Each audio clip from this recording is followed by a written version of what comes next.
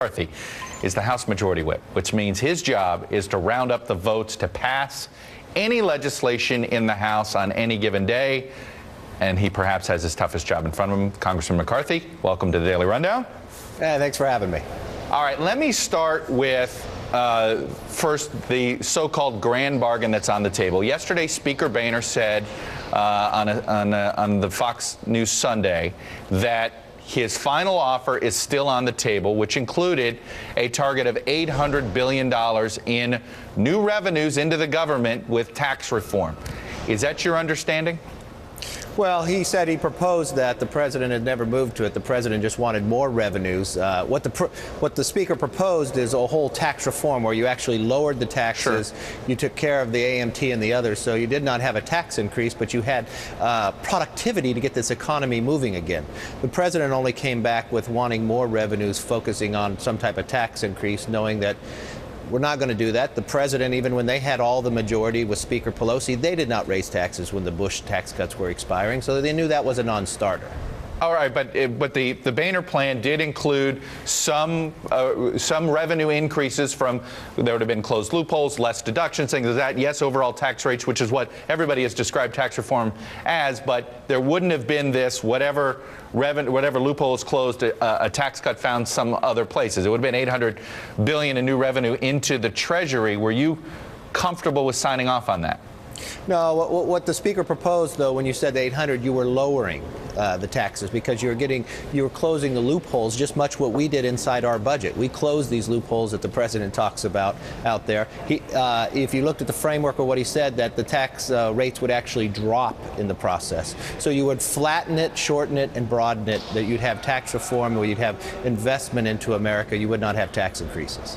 All right, let's talk about what's going to happen today. It's my understanding Speaker Boehner is going to introduce a two-step process to raise the debt ceiling. One that would be a 6 to 9 month increase, about $1 trillion in cuts up front, the creation of a joint bicameral, bipartisan, evenly split congressional commission to come up with another $1.8 trillion in deficit reduction, which could include revenues, to raise the debt ceiling a second time. Is the Speaker going to introduce that plan today at 2 o'clock?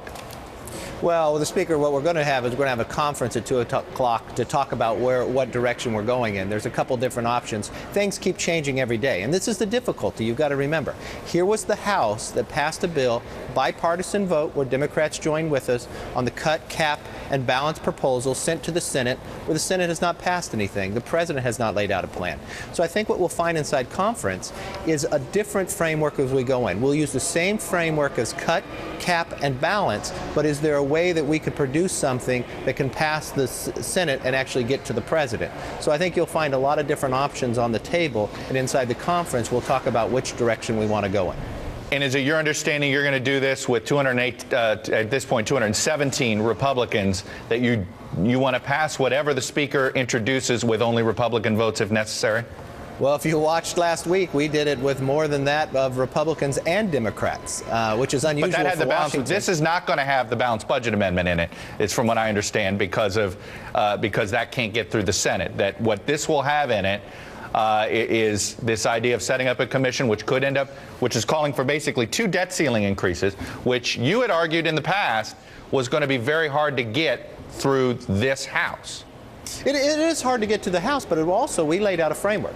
No new taxes, and we will not raise the debt limit more than we actually find cuts. Remember what the problem here is. It's not the idea that you're going to look at what is your political option, so I never want to vote on this again. What the Republicans are looking at, here's a structural problem that we want to fix. We're looking at it to find a solution, not for a political option. And unfortunately, the president looks more politics. He's putting politics before the people. We need to solve this structural problem because it's only going to get worse if you ignore it or put more budget gimmicks and accounting tricks to it. And that's really what you have found out there on the Senate side. So I would not discount something to do with a balanced budget, though, at the same time. Do not discount a balanced budget being some Is that form the only or way some you can part get in the future.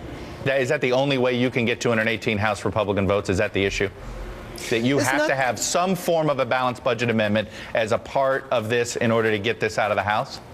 No, I think the issue is we're looking at trying to solve a problem. So we think cuts currently show we're changing behavior. Caps so it doesn't get out of control where you see discretionary spending the last 3 years going up 84%. And then making sure that you're changing it long term. So if you have a balanced budget, you've got some structural change long term as well. You know, 16 years ago we came one vote shy of that, and had that passed, but you didn't propose. That is not the balanced budget amendment that was proposed by you guys. You guys proposed a balanced budget amendment that included a 2/3 supermajority to ever increase revenues. Yeah, but you know what the founding fathers said is the House produces something, the Senate can produce something, you go to conference and you can work out your differences. Unfortunately, on this side of the aisle, it's only the House that ever produces anything. From a budget to a CR, the Senate hasn't even produced a budget in more than 800 days. All right, you're talking years. Let's go back to what can actually pass both chambers. This two-step process. You saying, is it going to include a balanced budget amendment or not? I think it'll have some form. Maybe it has a balanced budget amendment right now. Maybe it has some vote in the near future.